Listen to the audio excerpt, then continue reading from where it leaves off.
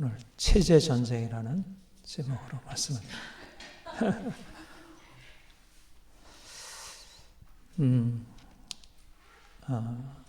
작년 12월 3일에 윤석열 대통령이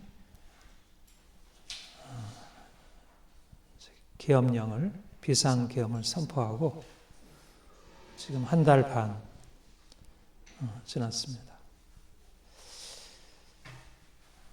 곧 이제 탄핵 심판 선고가 내려질 것으로 우리가 이렇게 기다리고 있는데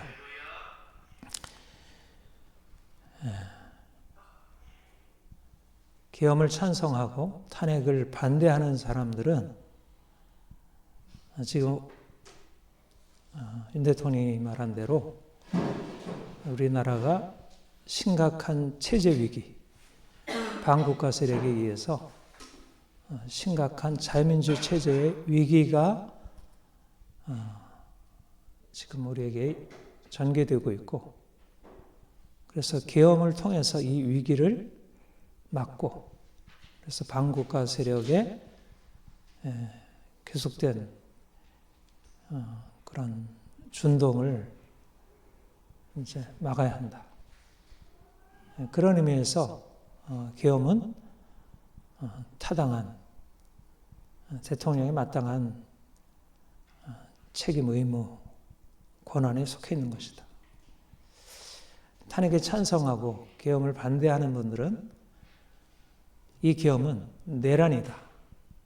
거의 그런 내란이 아니라고 생각하는 분들도 있지만, 아무튼 탄핵을 찬성하는 분들이 주도하는 생각은 대통령이 자기 권력을 유지하기 위해서 거의 친히 쿠데타를 일으킨 것이고 내란이고, 헌정 질서가 심각하게 훼손되어서 그냥 버려두었다가는 우리나라가 옛날에 박정희 독재, 유신 독재 시절로 다시 돌아갈 수 있다. 그래서 이건 반드시 막아야 하고, 그런 의미에서 반드시 탄핵되어야 한다.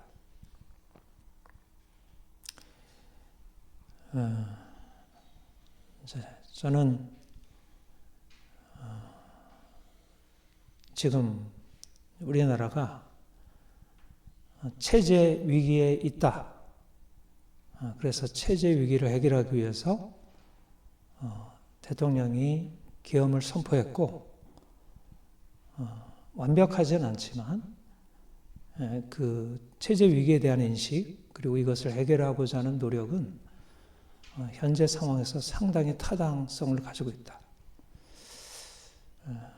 그런 의미에서 계엄은 오히려 대통령이 나라를 지키기 위한 비상행동으로서 타당한 측면이 더 강하다. 완벽하진 않아도 그런 생각을 합니다. 사실 지금 이거를 계엄을 바라보는 시각, 또 탄핵에 대한 시각은 두 가지 극명한 우리나라를 바라보는, 우리 현재 상황, 앞으로 우리나라의 미래, 또 우리 과거의 역사를 바라보는 시각의 차이가 분명히 드러나고 있고요. 그런 의미에서 어떻든 체제 전쟁이라는 의미는 그 자체로 상당히 타당성을 가지고 있는, 분명히 우리 국민들이 그동안 크게 드러나지 않았다. 전에 촛불 할 때 광화문 시위, 또 조국 사태 때 광화문 시위, 서초동 시위, 그럴 때 우리나라가 사회적으로 분열되어 있다는 사실에 대해서 인식을 했지만, 그러나 그때는 일반 국민들이 모두 다 함께 참여했던 것은 아니었다면, 지금은 상당히 그런 나를 바라보는 시각이 서로 다르고, 또 그것이 어느 것이 옳은지에 대해서 어떤 씨름이 필요한,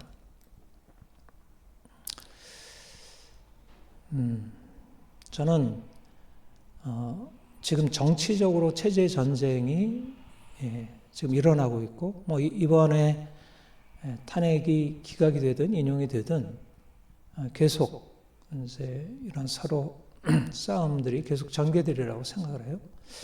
그걸 그렇게 부정적으로 생각하진 않아요. 우리가 이제 오랫동안 이승만, 박정희, 전두환 대통령에 이어지는 그런 우파 이제 집권, 그리고 이제 김대중, 노무현에 이어지는 좌파의 집권. 사실 그 사이에 분명히 체제의 대립이 있었고 노선의 대립이 있었고 그것이 일반 국민들에게서 크게 부각이 되지 않다가 이제 그 체제가 어떤 체제가 옳은지에 대한 씨름이 일어났다는 부분에 우파를 지지하든 좌파를 지지하든 이번 탄핵에 찬성하든 반대하든 윤 대통령 지지하든 반대하든 간에 지금의 어떤 논쟁, 싸움은 소모적이고 분열적인 싸움이기보다 상당히 그야말로 민주주의로 나가기 위한 우리나라가 보다 건강한 나라로 나가기 위한 긍정적인 의미를 담고 있다 생각을 하고 오히려 이제 이 보수 진영, 이제 우파 진영에서 전에는 완전히 밀려 있다가 우파 진영이 이번에 대두되면서 기독교 2030 청년들이 일어나면서 오히려 확실하게 두 양 진영이 드러나게 나름대로의 입지를 가지고 서로 이렇게 논쟁하고 싸울 수 있게 되어서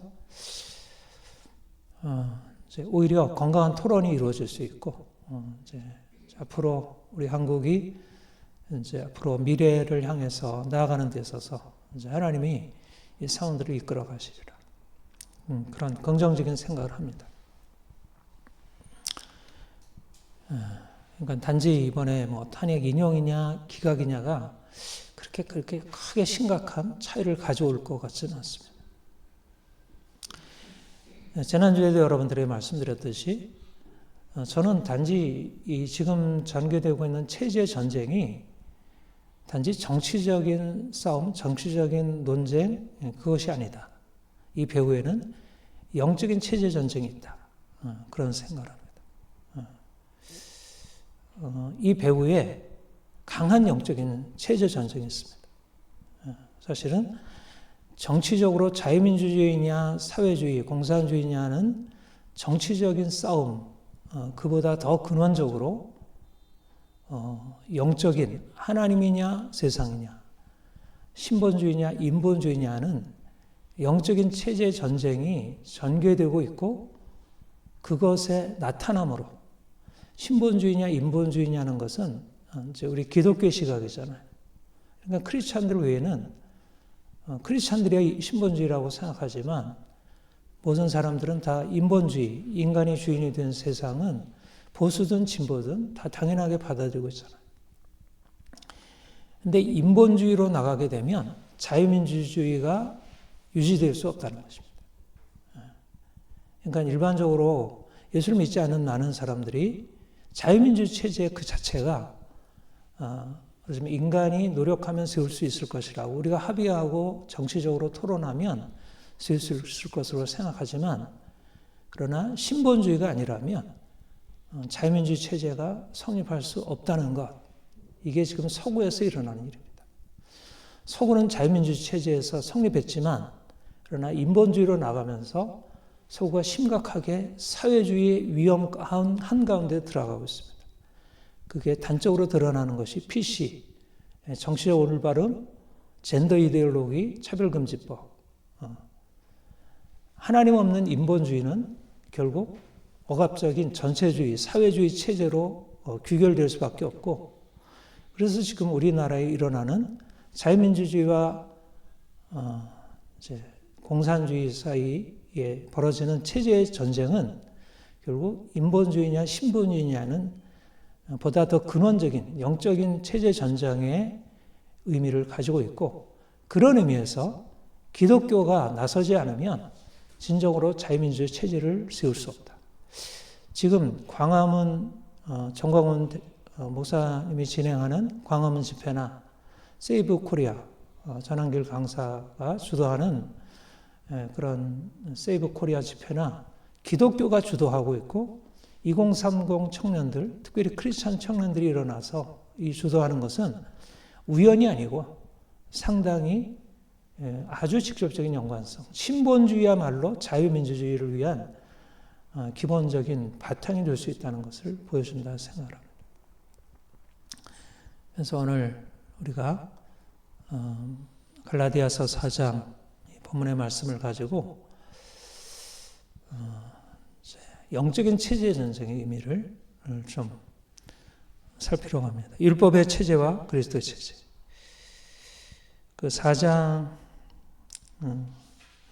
4절에 때가 차매 하나님이 그 아들을 보내사 여자에서 나게 하시고 율법 아래 나게 하시는 것은 율법 아래 있는 자들을 속량하시고 우리로 아들의 명분을 얻게 하려 하심이라. 여기 때가 차매, 이때 카이로스.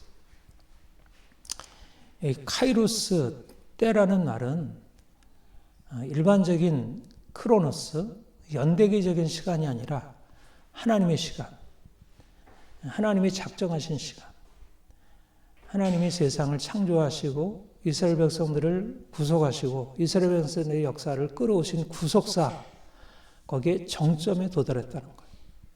그래서 하나님이 역사의 마지막 종말에 그리스도를 보내시겠다고 약속하셨고 예수님께서 오셔서 이제 약속하신 그 놀라운 구원을 시작하셨다. 이게 때입니다. 그래서 이 때로부터 예수 그리스도 오시기 이전에 BC와 예수 그리스도 오신 이후에 AD가 우리는 연대기적으로 그것을 연대기적으로 사람들이 받아들이고 거기에 따라 살고 있지만 사실 연대기적인 예수님의 시간 그 시간보다 더 근본적인 것은 영적인 시간, 이 카이로스라는 그 시간이 중요하다는 것입니다. 하지만 예수님이 오시기 전에 그 시간은 종의 시간, 종의 체제 아래서 살아가는 하나님이 세상을 창조하시고 하나님의 형상대로 지음받은 인간이 하나님을 거스려 범죄하고 그래서 죄로 말미암아 이 세상에 저주와 심판, 사망에 들어오고 그리고 사람들은 그 사망 아래 놓여 있는 삶에서 벗어나기 위해서 율법 아래서 종 노릇할 수밖에 없었습니다. 죄의 종, 사망의 종, 율법의 종 이것이 그리스도 오시기 전에 모든 인류가 겪고 있었던 인간의 운명적인 상황이었어요.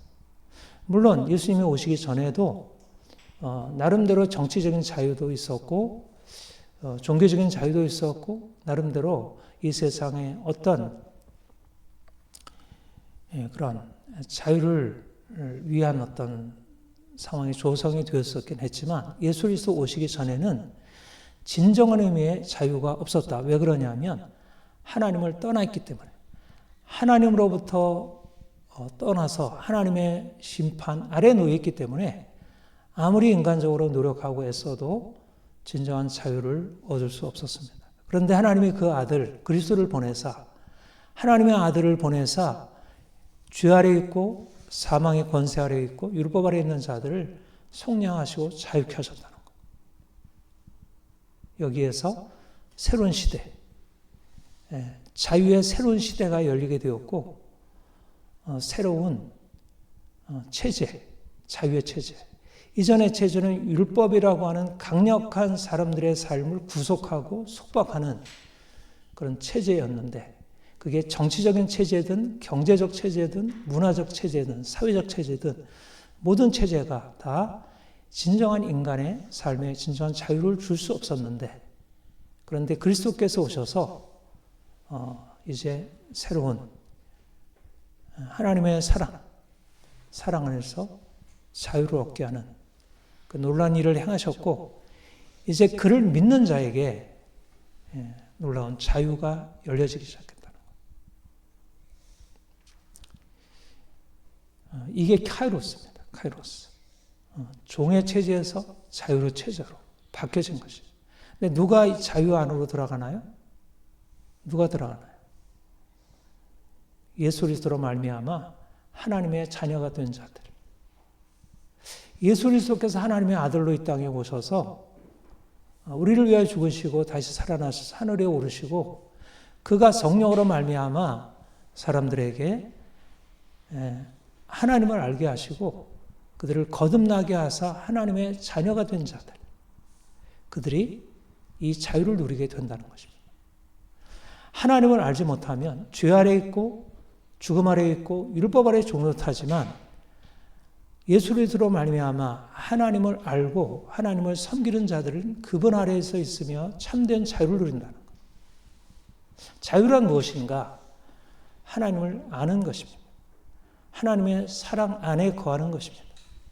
하나님을 떠나면 아무리 내가 육체적으로, 정치적으로, 사회적으로 자유를 누리고 있지만 그러나 이미 죄 아래 있고 이미 사단의 권세 아래 있기 때문에 그것은 진정한 자유가 될 수 없습니다.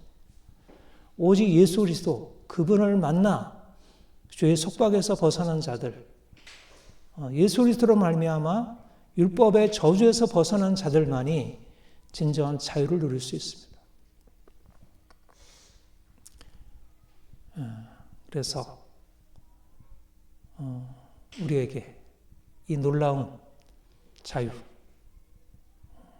이것이 우리에게 허락이 되었고 이것이 지금 현재 우리에게 주어져 있고 우리는 그 자유의 나라에 살고 있습니다. 그리스도의 나라, 그리스도의 통치.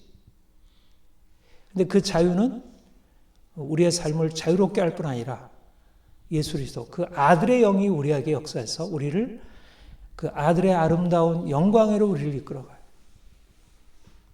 자유롭지만 그 자유가 우리를 삶에서 무질서하게 하고 혼란스럽게 하고 방탕하게 하고 망가지게 하고, 그러니까 오늘날 우리가 자유를 주장하는 이 세속적인 자유주의자들이 알고 있는 그런 더러운 자유, 사람의 삶을 망치는 자유, 그 자유가 아니라 우리를 억압적인 권세에서 벗어나게 할 뿐 아니라 우리를 진정한 아름다운 삶으로, 진정한 아름다운 질서로, 정직함으로, 성실함으로, 깨끗함으로, 정결함으로, 순결함으로, 사람들을 사랑함으로 나아가는 자유. 그 자유의 나라인데 그 자유의 나라는 사랑의 나라이고 정의의 나라이고 그곳에 사는 자들마다 자유하면서 오히려 너무나 온전한 거룩함과 의로움을 지키고 살아가는 사람들이 여기서 생겨나는 것입니다. 이것이 어떻게 가능한 일이에요?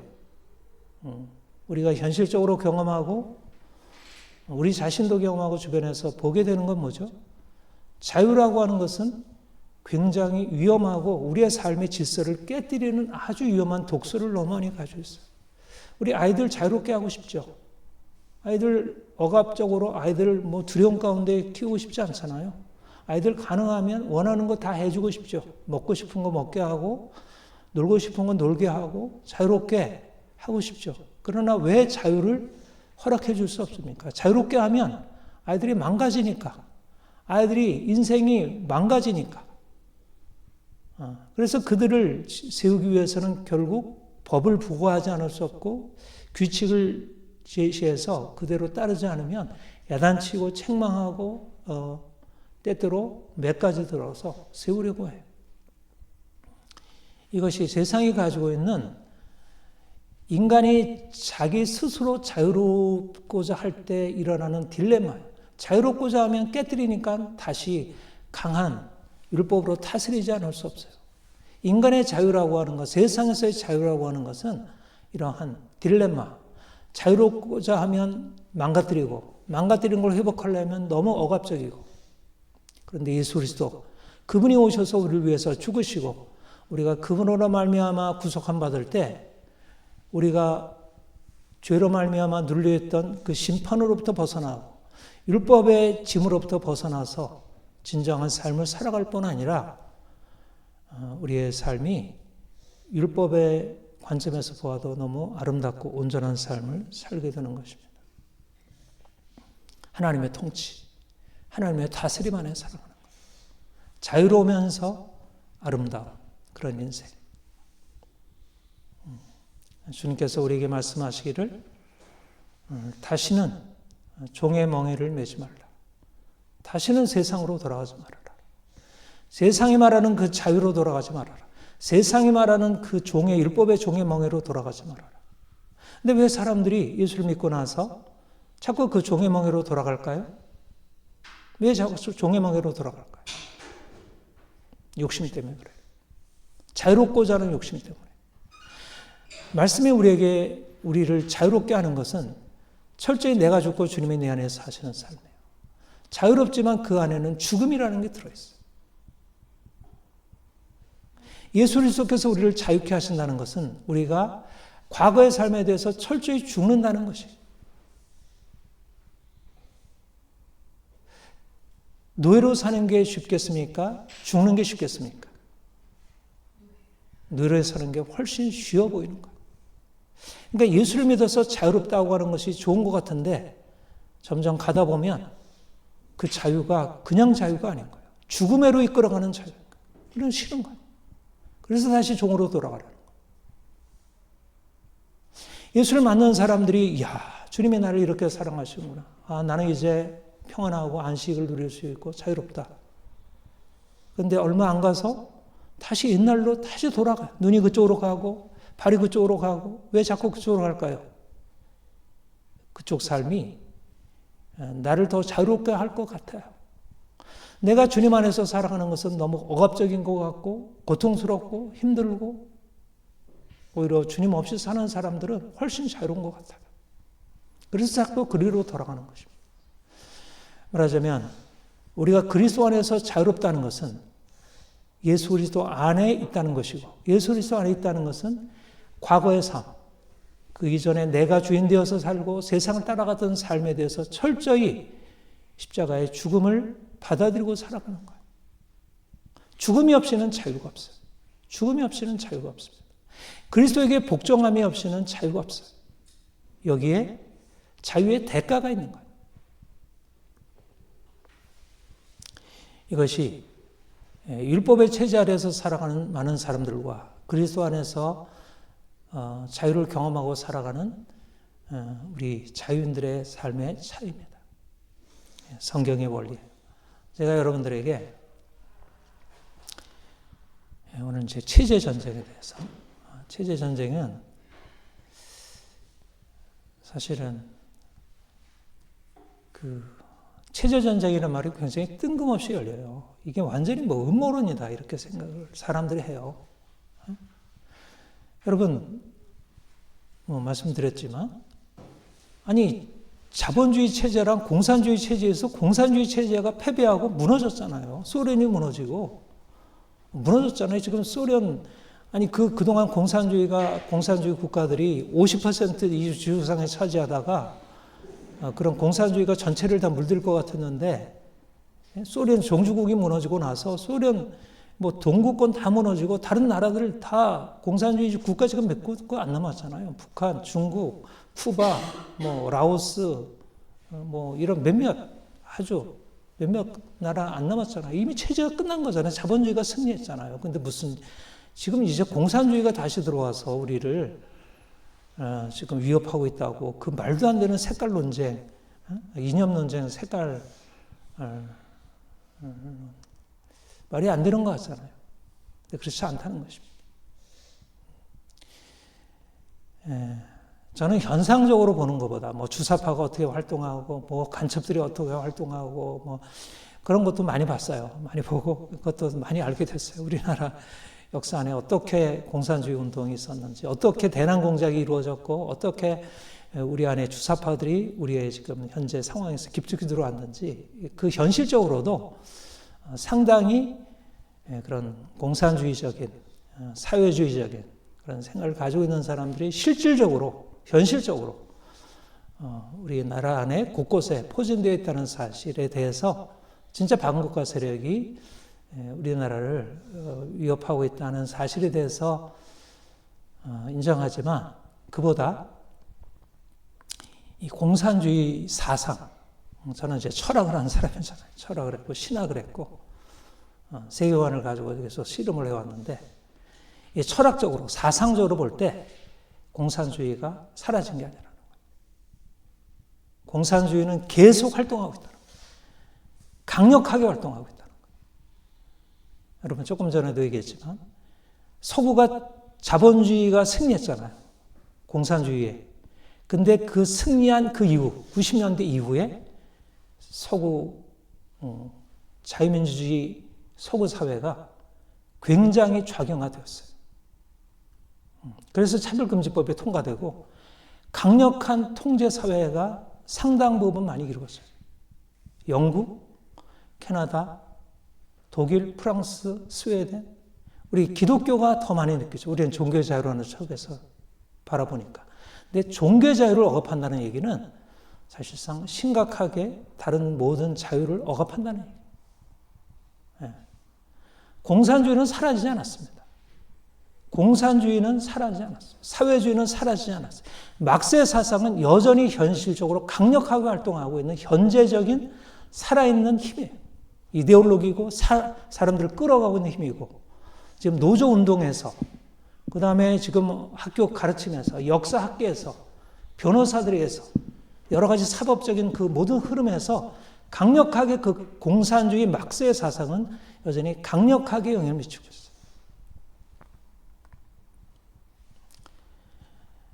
마르크스의 사상, 사실 마르크스가 문제입니다. 단지 주체 사상이 아니고 단지 모태통 사상이 아니라 더 근원적으로 마르크스가 문제입니다. 마르크스를 깨뜨려야 돼. 마르크스. 상당히 마르크스주의자들이 많아요. 우리나라. 예를 들어서 지금 진보를 비판하고 있는 진중권 교수 같은 경우에도 마르크스주의자예요. 기본적으로 바탕이. 본인이 정의당에 속해 있었고 지금 정의당에 대해서 비판하고 나왔지만 굉장히 진보에 대해서 비판하고 있지만 그러나 그의 기본 노선 안에는 강한 마르크스주의가 바탕이 있어요. 우리나라 지금 대학을 이끌어가고 있는 많은 사람들이 주로 이 마르크스주의라고 할 수 있는 그 범주에 속해 있어요. 이거는 서구도 그래요. 서구도 그래요. 미국도 그렇고 미국도 대학은 주로 마르크스주의가 장악하고 있어요. 뭐 프랑스 말할 것도 없고 독일도 말할 것도 없고. 예를 들면 김누리 교수, 우리 중앙대 김누리 교수, 마르크스주의자예요. 마르크스주의자입니다. 그러니까 마르크스주의자 하면 우리는 폭력혁명 아주 사람을 뒤집어 엎고 피 흘리고 이런 걸 마르크스주의라고 생각하잖아요. 물론 그것도 들어있습니다. 그것까지도 가능해요. 그러나 실질적으로 꼭 그래야지가 아니라 실제적으로 그 생각의 방향성에 있어서 마르크스주의라는 거예요. 사람들은 레닌은 폭력혁명을 했고 스탈린은 엄청난 숙청을 했고 모태통은 그 문화대혁명원에서 엄청나게 많이 죽였고, 예, 이 엄청난 사실은 진짜 살인자예요, 살인자. 모태통 살인자이고, 그리고 김일성 살인자예요. 근데 사람들이 그때 모태통을 존경한다 그래요. 지금도 중국 사람들이 모태통을 존경한다 그래요. 그리고 우리나라 이 좌파 운동에 가장 핵심에 영향을 미쳤던 이영희 교수. 모태통을 존경한다 그래요. 그리고 우리나라 예를 들면 문재인 대통령, 신영복 이런 사람들이 다 사실 모태통 존경하는 사람들이에요. 어떻게 좌파가 아니겠어요? 어떻게 공산주의가 아니겠어요? 공산주의라고 하는 것을 어떤 좁은 범주에서 생각하면 아니지만 그러나 강력한 공산주의, 사회주의 사상이 마르크스 사상이 사람들의 생각에 강력하게 미치고 있다는 거예요. 마르크스는 공산주의 혁명을 선포한 사람이에요. 그의 공산당 선언, 1848년에 지은 공산당 선언, 혁명이란 과거의 모든 구체제를 다 깨뜨리는 거예요. 자본가들을 타도하고, 국가를 타도하고, 기독교를 타도하고, 타도.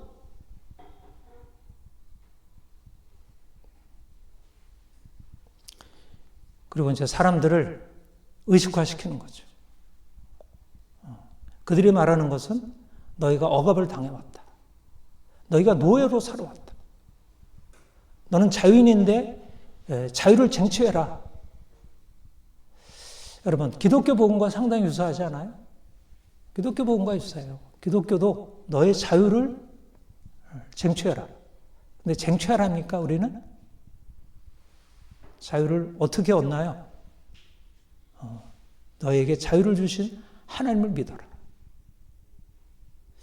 여기에 근본적인 차이가 생겨나게 됩니다. 네가 노예로 살아왔다. 너는 자유인이어야 하는데 노예로 살아왔다.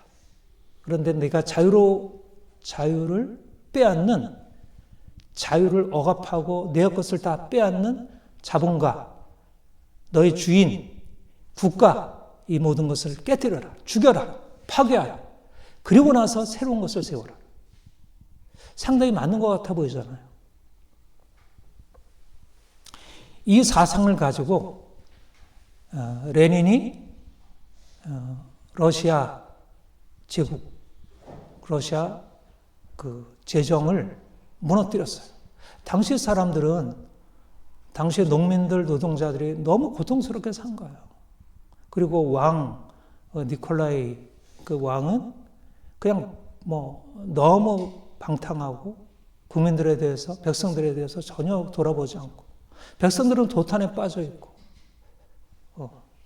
그러니까 그런 상황에 그 황제를 무너뜨리고 그 제정을 무너뜨리고 이제 자유로운 농민과 노동자들 모두가 함께 살자는 걸 세우자. 그렇게 해서 세워진 나라가 러시아, 소련이에요. 소비에트 연방.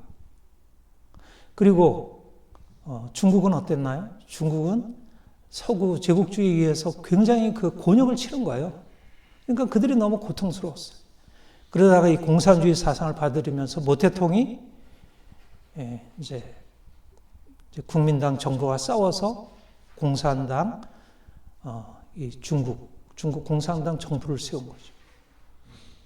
말하자면 그들의 혁명, 그들이 부당한 억압에 대항해서 싸우는 혁명 안에는 상당히 진실한 요구가 있지. 부당한 자유를, 빼앗긴 자유를 찾고자 하는 정당한 요구가 있죠. 근데 뭐가 문제나요? 이거를 다 뒤집어 엎는 거예요. 여러분, 우리가 참 이게 세 속에 너무 이게 깊이 들어와 있어요. 깊이. 마르크스 사상의 핵심이 뭐냐면, 지배자에 의해서 피지배자가 억압과 착취를 당하는 역사였다는 거예요. 이제까지. 세계 역사는. 실질적으로 그러하잖아요. 그렇기도 하잖아요. 근데 이거를 어떻게 해결해야 되죠? 전통적으로 이러한 지배자가 피지배자를 억압하는 역사를, 이런 상황을 어떻게 해결했나요? 보통, 이전에는.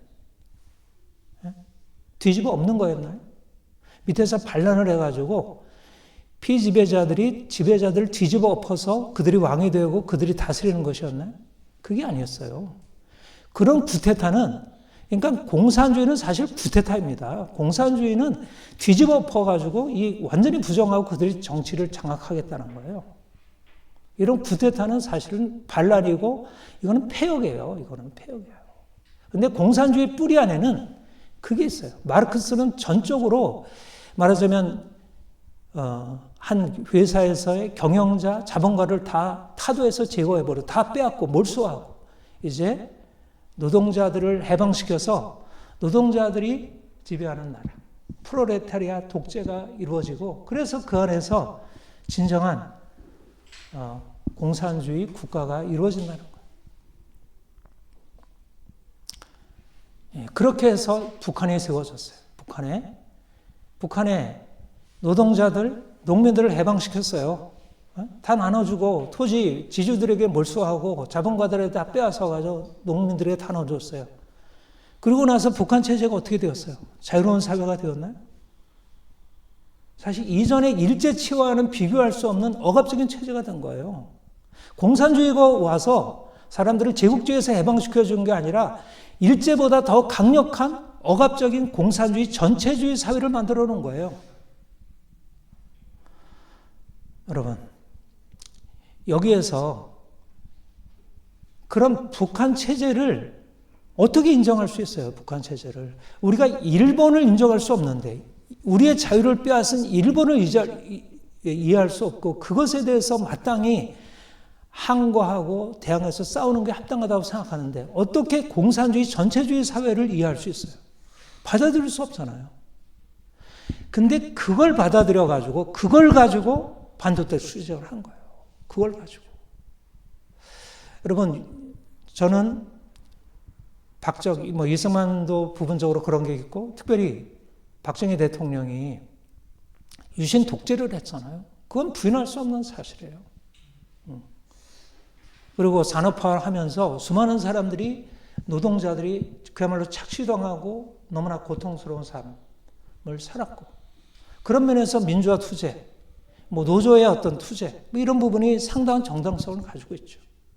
근데 문제는 뭐냐면, 아니 어떻게 북한의 사상 가지고 북한의 그 계급 투쟁, 북한의 반독재 투쟁을 가지고 와서 우리 한국 안에 있는 독재, 유신 독재 또는 기업가들의 독재 그들의 착취에 대항해서 싸울 수 있어요. 더 악한 것을 끌어다가 말하자면 여기서 나를 괴롭히고 있는 그 주인을 그거를 깨트리기 위해서 더 악한 것을 가지고 그걸 깨트리는 거예요. 그게 이제까지 해방 후 그동안의 한국의 역사 안에 지속되어 온 흐름이라는 거예요. 여러분, 주사파, 이게 다 그런 거예요. 물론 사람들은 그것을 통해서 민주주의라는 이름으로 받아들였지. 노조 활동을 통해서, 계급투쟁을 통해서 자기들의 이익을 찾는 것에 대해서 사람들은 민주주의라는 이름으로 받아들였지.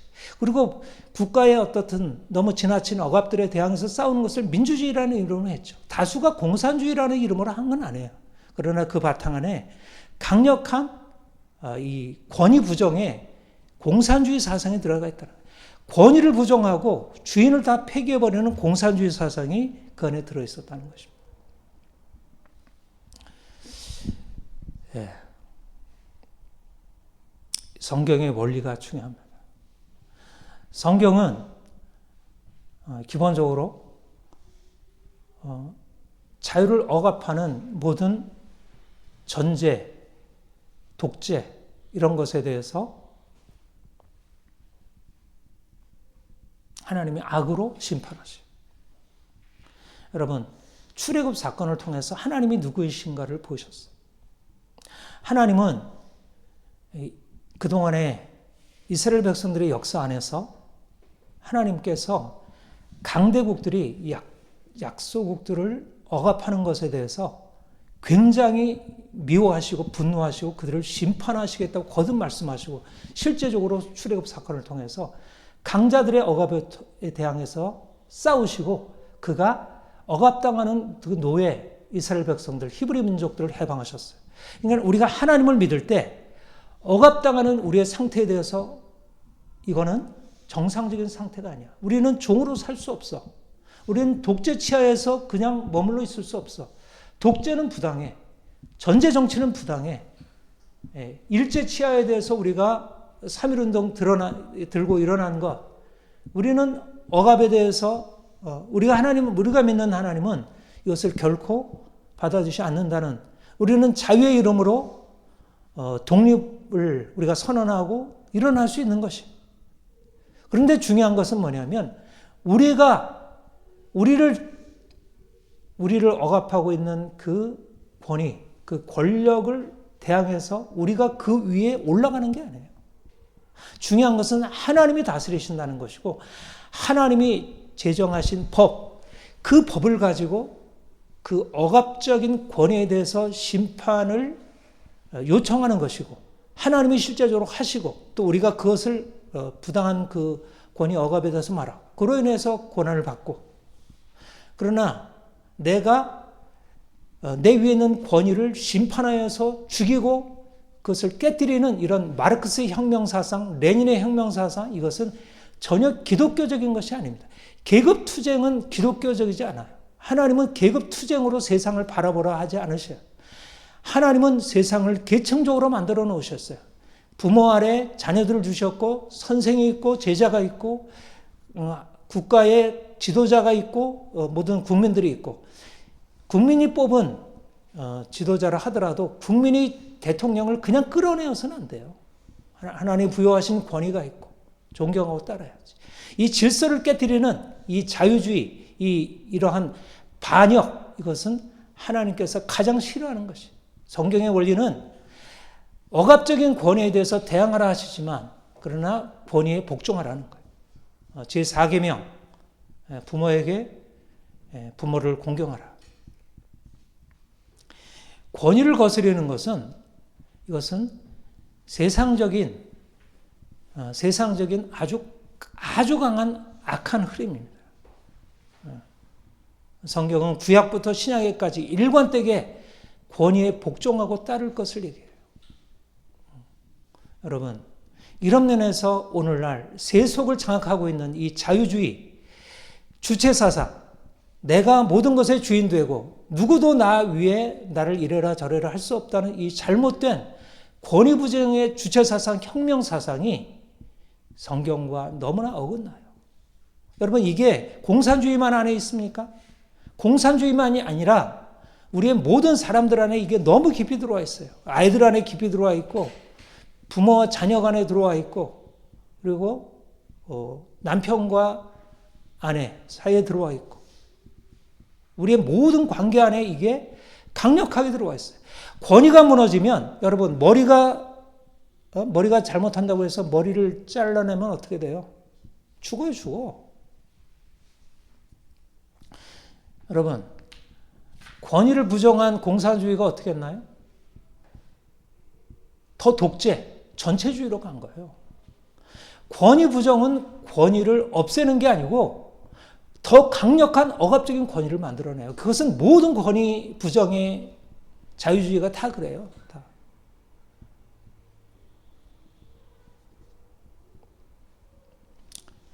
성경은 어떻게 해요? 부모를 거역하면 어떻게 하라 그랬죠? 구약 율법에는 죽이라 그랬어요. 죽이라 그랬어요. 돌로 쳐 죽이라고. 그 정도로 성경은 권위를 부정하는 것이 얼마나 악한 것인지를 알아요. 근데 이게 서구의 자유주의 흐름이 바로 이것을 열어놓은 거예요. 제가 어제 마르크스에 관한 쭉 봤는데, 마르크스 아버지가 유대인이었어요. 하이니에 마르크스라고. 원래 이제 유대교 랍비였던 거. 그러다가 이제 유대인들이 너무 이렇게 여러 가지로 불이익을 받으니까 이 사람이 이제 기독교, 루터교로 개종을 한 거예요. 그래서 마르크스도 세례를 받았어요, 루터교에서. 그래서. 근데 이제 이 아버지가 상당히 자유주의예요. 이제 기독교를 믿었지만 당시에 이제 루터파가 상당히 자유주의적인 것으로 갔었고, 칸트, 볼테르 이런 어떤 자유주의 사상, 인간의 자율성, 자유를 강조하는, 그러니까 하나님을 믿는 믿음을 상당히 인간의 자율성에 기초해서 믿은 거죠. 인간의 이성을 더 신뢰한 거예요. 이게 이제 서구 계몽주의 이후로 서구에 이제 강화된 것이고요. 그리고 나서 그가 대학에 들어가서 무신론으로 바뀌어졌어요. 그리고 이제 공산주의로 들어가게 된 거죠. 여러분, 내가 인생의 주인이라고 하면 나 인생에 대해서 이래라 저래라고 하는 모든 권위에 대해서 깨트리는 거 쉽죠. 그러니까 반역이 쉬워진 거예요. 그런 반역. 그러니까 서구의 흐름 안에는 이 반역은 옳다. 이게 모태통이 말해요. 반역은 옳다. 이게 육폐혁명의 구호였어요. 반역은 옳다. 공산주의 혁명 안에는 반역은 옳다. 끌어내라. 죄주를 끌어내라. 여러분, 인민재판, 문화대혁명에서의 사람들을 재판하고 죽이고, 여러분, 그 좌파에서 그렇게 얘기하잖아요. 이승만 대통령이 어떻게 학살하고 사람들 죽이고. 그러니까 우파가 학살했다고 많이 하는데, 우파의 학살도 있었지만, 우파가 그렇게 뭔가 질서를 유지하기 위해서 한 것도 많이 있었지만, 그것은 오히려 질서를 지키기 위해서 부모가 자녀를 때리는 형국이고, 근데 좌파의 그 폭력, 좌파의 그 학살은 자녀가 부모를 때려 죽이는 형국이에요. 네. 어떤 게 옳을까요? 네. 어떤 게 옳을까? 네. 전체 둘 다 문제가 있지만 더 문제가 되는 것은 부모가 잘못했다고, 부모가 아이를 때린다고 아이가 부모를 때려 죽이는, 이게 공산주의예요. 이게 공산주의 정신 안에 깊이, 그거는 마르크스가 그렇게 얘기를 했어요. 마르크스가 공산당 선언에서 이미 그렇게 얘기를 했어요. 마르크스는 그런 사상을 안 가지고 있다가 아니라 이미 마르크스 사상 안에 그런 아주 비윤리적이고, 이 사람은 무신론자이기 때문에, 유물론자이고 무신론자이기 때문에 도덕을 깨뜨리는 거, 부모를 죽이는 거, 국가를 망치는 거, 기업가들을 죽이는 거, 사람들을 다 빼앗는 거, 이런 건 하등의 문제가 되잖아요. 공산주의자들 스탈린, 모택동, 김일성 사람들 죽이고 학살하는 거 하등의 문제가 되잖아요. 얼마나 악한 것입니까? 부모를 거역하고 선생을 거역하고 지도자를 거역하고 대통령 끌어내리고 이것은 사실 이 시대가 계속 그리로 나가요. 그러니까 사람들이 자유롭고 싶으니까 그동안에 자기가 해왔던 모든 것들을 죽이고 깨뜨리고 반악하고 하는 것에 대해서 너무 이렇게 당연하게 받아들인 거죠. 여러분, 김일성 주체사상이라고 그랬어요. 주체사상. 근데 사실은 마르크스가 주체사상입니다. 마르크스의 주체사상은 이미 헤겔, 칸트, 데카르트 다 주체사상이에요. 주체사상. 하이데거가 근대 데카르트 이후를 주체형이상학이라고 그랬어요. 사실 김일성 주체사상인 말이 독창적인 말 같지만 사실상 마르크스 사상이 주체사상이에요. 혁명사상이 끌어내리겠다는 거예요. 주인을 내가 끌어내리고 내가 주인 되겠다는 거. 그게 주체사상이에요. 근데 내가 주인 되려면 어떻게? 내 스스로 안 되니까 내 위에 더 강한 악한 주인을 내가 받아가지고 더 강한 깡패를 힘입어가지고 내가 주체가 되겠다는 거예요. 그게 주체사상이에요. 뭐 거칠게 얘기하자면 그런 요소만은 아니지만 거칠게 얘기하면 그거예요. 내가 주체가 되겠다. 다시 말하면 하나님은 주인이 아니라는, 하나님 앞에 복종하지 말라는 거예요. 더 이상 하나님이 정하신 도덕법에 복종하지 말라는 거예요. 살인 왜 문제가 되느냐? 간음 왜 문제가 되느냐? 폭력 왜 문제가 되느냐? 하등의 문제가 되지 않아. 하나님이 없으면 모든 게 다 허용이 되는 거예요. 도스토옙스키의 까라마조프 형제들 거기 보면 하나님이 없으면 무신론이면 모든 것이 허용이 된다는 것입니다. 그것이 지금 실현되고 있잖아. 서구 안에도 이미 다 들어와 있잖아. 하나님 없이 모든 것을 다 허용하는. 그리고 말씀에 따라 순종하려면 이제 그 사람을 법으로 차별한다.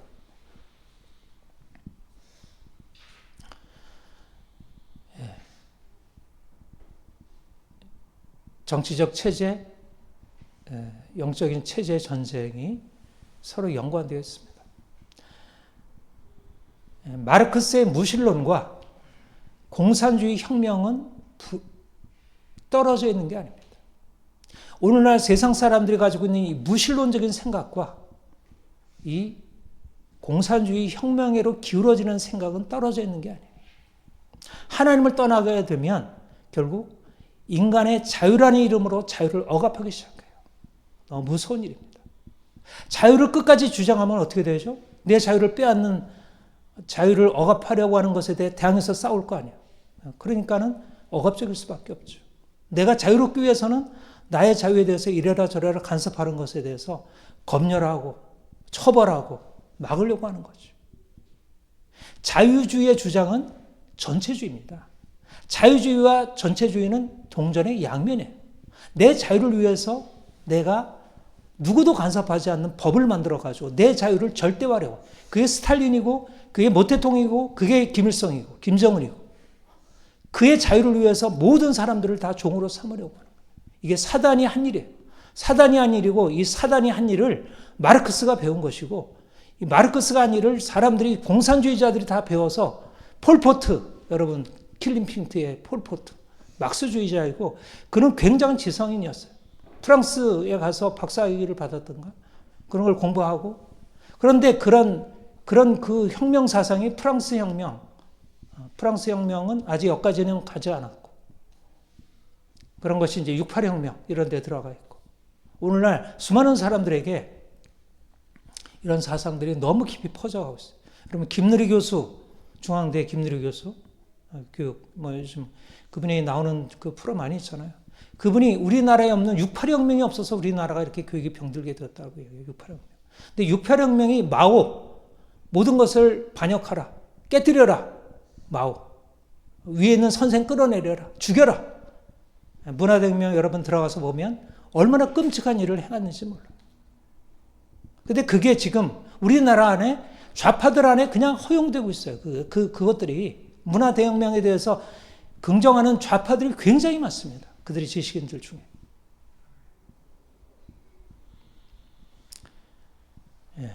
신본주의로 돌아가지 않으면 사실 인본주의가 하나님이 주인이 아니라 인간이 주인이면 어떻게 되죠? 내가 인간이 주인이 되어서 다른 인간을 내 밑에 누르는 거예요. 하나님의 주의면 내가 다른 사람을 누를 수가 없죠. 어떻게 다른 사람을 누를 수 있겠어요? 하나님의 심판이 두렵지. 그러니까 하나님이 우리의 주가 되신다 그러면 하나님의 법에 복종하게 되고, 법에 복종하니까 내 밑에 있는 나보다 못한 어린 아이라도 정말 가난한 사람이라도 존중하고 받아들이지. 신본주의가 돼야지 자유가 일어나고 그래야지 법이 세워져요. 하나님이 없어지면, 하나님이 없이 내가 주인 되면 모든 걸 다 할 수 있는 거예요. 모든 걸 다 할 수 있는 거예요. 죽여도 되고, 간음해도 되고, 폭력으로 해도 되고, 모든 부정선거 해도 되고, 어떤 음모라도 다 해도 되고. 우리가 어떻게 하나님 없는 이 자유주의 사상, 이 전체주의 사상을 받아들일 수 있겠어요?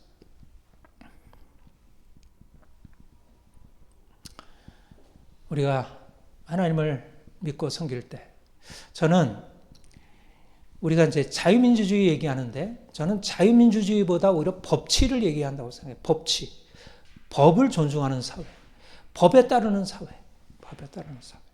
우리가 사실은 예를 들어서 이번 헌법재판소에서 탄핵을 인용해도, 이제 기독교, 우파에 속한 사람들은 그 법을 받아들이고, 또 그러면서 저항은 하지만, 시위도 할 수 있고, 표현도 할 수 있지만, 적어도 그 결정을 받아들이지. 거기에 대해서 폭력으로 대항한다든가. 법을 부정하면 안 돼요, 법을. 그게 공산주의자들이 하는 일이에요. 비법적 투쟁. 옛날 주사파들이 화염병 던지고, 밑에서, 그냥 음모 꾸미고 혁명 조직해서 하고. 이건 공산주의들의 전유물이에요. 비법적인 투쟁은, 이것은 기독교가 아닙니다. 저항은 그런 방식으로 저항하면 안 돼요. 법을 존중해야 돼요, 법을 존중해야 돼요. 우리 자녀들에게 그것을 가르쳐야 합니다. 복종을 가르쳐야 돼요. 자유를 가르쳐야 되지만 자유는 복종에서 온다는 것을 가르쳐야 돼요. 그것은 잘못된 억압적인 그 권위에 대한 복종이 아니라, 억압적인 권위에 대해서 왜 그렇게 하세요? 그거 아니에요? 항거할 수 있어야 되죠. 민주당 당대표에 대해서 그거 아니잖아요. 얘기할 수 있어야죠. 국민의힘에서도 당대표에 대해서 아니요 할 수 있어야 되죠. 그것 자체가 문제가 아니죠. 그런 것은 정당한 거예요. 그러나 복종을 배워야 돼요. 복종을. 정말 복종을 배워야 돼요. 그리고 권위를 존중할 줄 알아요. 마지막 마치겠습니다. 지피지기. 적을 알아야 우리 이길 수 있다. 적을 알고 나를 알아요. 사실은 우리의 영적인 우리의 적이 누군지, 인본주의라는 이 적, 그게 우리 안에도 들어와 있어요. 우리 안에 들어와 있고, 이게 불순종으로 살아가는 이 문화, 이 세속적인 세계관, 이런 것들에 대항해서 이것을 대항해서 싸울 수 있어요. 근데 그러려면 우리에게 필요한 게 뭘까요? 그러니까 처음에 예수 그리스도, 그분이 우리의 자유의 근원이죠. 우리가 영이 살아있어야 돼요. 영적인 싸움입니다. 사상의 싸움이기도 하고 정치적인 싸움이기도 하고 그러기도 하지만 무엇보다 영적인 싸움. 내가 영으로 깨어있고 내가 죽고 주님이 내 안에 사시는 철저한 나의 죽음이 아니면, 혁명은 그게 혁명이에요. 다른 사람을 죽이는 게 혁명이 아니고 내가 죽는 게 혁명이에요. 주님이 나를 주관하시도록 나를 그분께 내어드리는 게 혁명이에요. 그러면 거기서 주님의 통치가 내 안에 이루어지고 하나님의 권위가 부여돼요. 그리고 실질적으로 나타나는 게 뭐죠? 우리의 삶에 거룩하고 의로운 삶입니다. 인본주의 세상에서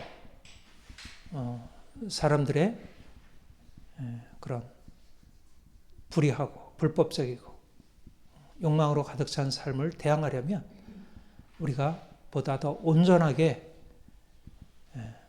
복종하는 사람, 순종하는 사람, 겸손히 순종하고 복종할 수 있는 사람, 그게 세상을 바꿀 수 있어요.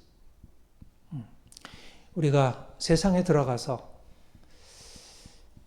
우리 자신을 이렇게 믿음으로 행하려고 할 때 여러 가지 손해 볼 수 있잖아요.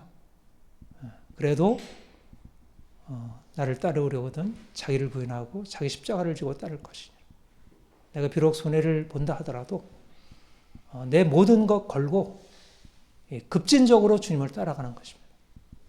주님은 이미 우리를 놀라운 자유인으로 부르셨습니다.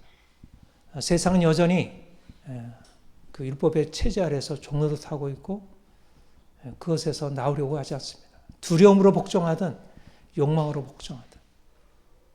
그런데 주님이 우리에게 주신 이 자유의 정신을 가지고 세상의 억압적인 것에 대항해 싸우고 또 잘못된 자유주의에 대해서 복종의 정신으로 싸우고. 그래서 주님이 지금 벌어지고 있는 체제 전쟁 한가운데서 진정으로 하나님의 나라 자유의 체제가 이 땅 가운데 이루어지도록 잘 섬길 수 있기를 바랍니다. 함께 기도하겠습니다. 하나님 아버지,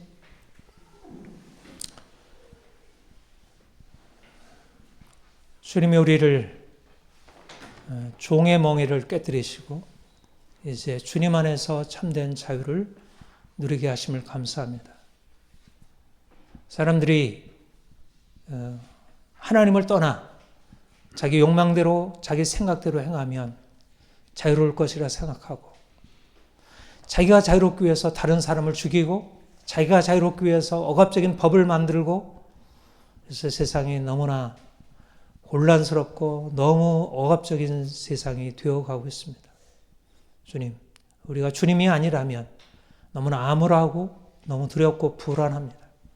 그러나 주께서 우리를 위하여 놀라운 일을 행하셨고 우리를 그리스도 안에서 이미 자유롭게 하셨고 이 자유를 선포하라 말씀하시고 억압적인 율법을 깨뜨리고 율법 아래 종노릇한 자를 자유케 하라 말씀하시고 계심을 듣습니다. 주님, 우리로 하여금 주님 앞에 깨어 기도하며 주께서 우리에게 주신 자유를 결코 포기하지 않게 하옵소서.